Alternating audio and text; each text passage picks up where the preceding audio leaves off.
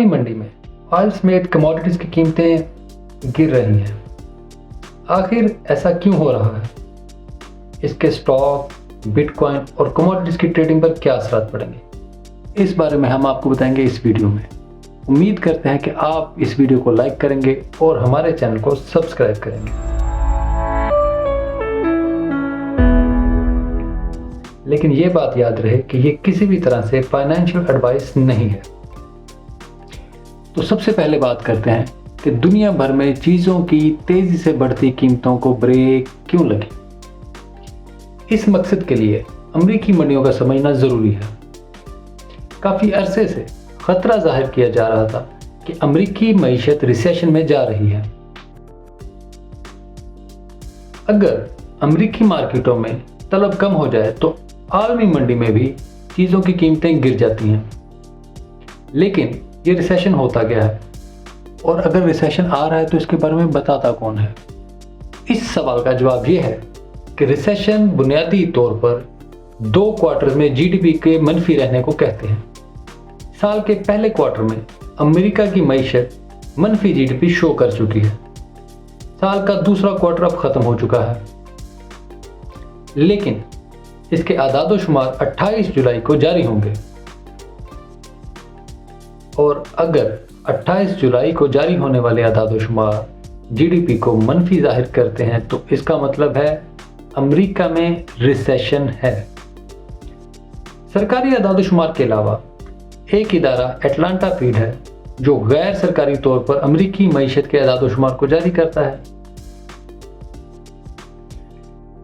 پچھلی 2 دہائیوں میں اٹلانٹا فیڈ کے جاری کردہ اعداد و شمار امریکہ کے سرکاری اعداد و شمار کے بالکل قریب ترین رہے ہیں، اور اب اٹلانٹا فیڈ کے مطابق امریکی جی ڈی پی دوسرے کوارٹر میں بھی منفی رہی ہے، اور اس خبر کے آتے ہی عالمی منڈیوں میں قیمتیں نیچے آنا شروع ہو گئیں۔ اس کے علاوہ ایک اور فیکٹر ہے آئل پروڈیوسنگ کنٹریز یعنی اوپیک، جنہوں نے جولائی کے مہینے میں تیل کی پروڈکشن بڑھانا شروع کر دی۔ تیل کی پروڈکشن بڑھنے سے عالمی منڈی میں تیل اور دیگر کوانٹٹی کی قیمتیں نیچے آنا شروع ہو گئیں۔ دنیا بھر کی معیشت امریکی منڈیوں سے منسلک ہے۔ امریکی فیڈرل ریزرو نے ایک پالیسی اپنا رکھی ہے کہ مسلسل انٹرسٹ ریٹ کو بڑھاتے جائیں۔ اب انٹرسٹ ریٹ کو بڑھانے کی پالیسی کا مقصد کیا ہوتا ہے؟ دنیا بھر میں بینکس انٹرسٹ ریٹ طلب کو کنٹرول کرنے کے لیے بڑھاتے ہیں، کیونکہ سپلائی کی سائڈ پر ان کا زور نہیں چلتا، اس لیے انٹرسٹ ریٹ بڑھے گا تو ڈیمانڈ کم ہو جائے گی۔ لیکن کیا ایسا کرنا صحیح ہے؟ آپ لوگوں کو زبردستی غریب کر رہے ہیں، آپ انہیں خرچ کرنے سے روک رہے ہیں۔ خیر، یہ ایک الگ بحث ہے اور اس پر اگلی کسی ویڈیو میں بحث ضرور کریں گے۔ ابھی ہم بات کرتے ہیں کہ ان پالیسیوں کے ٹریڈنگ پر کیا اثرات ہوں گے۔ سب سے پہلے تو یہ ہے کہ کموڈیٹیز کو ٹریڈرز خود سے شارٹ کر دیں گے۔ جب مارکیٹ میں طلب ہی نہیں ہوگی تو قیمتیں خود بخود گرنا شروع ہوں گی، اور یہی تمام سینٹرل بینکس چاہتے ہیں کہ طلب نہیں ہوگی، قیمتیں نیچے آئیں گی اور ان کی پالیسی کامیاب رہے گی۔ ایسی صورتحال میں سٹاک مارکیٹس ہمیشہ برا پرفارم کرتی ہیں۔ بعض ماہرین کے خیال میں جب آپ طلب کو زبردستی مسل کے رکھ دیتے ہیں تو کمپنیاں منافع کیسے کمائیں گی؟ اس طرح کے سینیریو میں صرف ضروری چیزوں کے سٹاک ہی مستحکم رہتے ہیں، جیسے ادویات ہو گئیں یا ضروری ٹیک ہو گیا۔ اب بات کرتے ہیں بٹ کوائن کی۔ بٹ کوائن کو 12 سال میں پہلی بار ریسیشن کی صورتحال کا سامنا ہے۔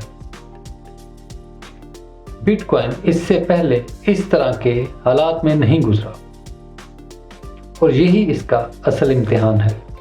بٹ کوائن اس وقت اپنی 200 ہفتوں کی ایوریج سے نیچے کلوزنگ دے چکا ہے۔ بعض لوگوں کے خیال میں بٹ کوائن ابھی مزید نیچے جائے گا، اور ایسا کئی مہینوں تک رہے گا۔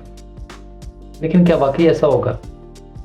کوئی بھی پوزیشن لینے سے پہلے یہ بات یاد رکھیں کہ 2007 کا معاشی بحران اور بینکوں کی لوٹ کھسوٹ سے تنگ آ کر سٹوشی نے بٹ کوائن کا آئیڈیا دیا تھا، اور بعد میں اس کے ہم خیال لوگوں نے اس آئیڈیا کو حقیقی شکل میں بدل دیا۔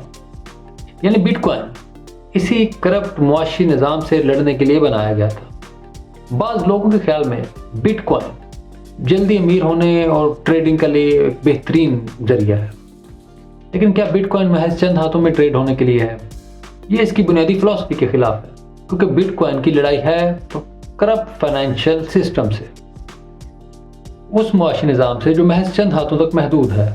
और बिटकॉइन चाहता है कि इस तक हर आदमी की या आम आदमी की या गरीब आदमी भी रसाई हासिल कर सके।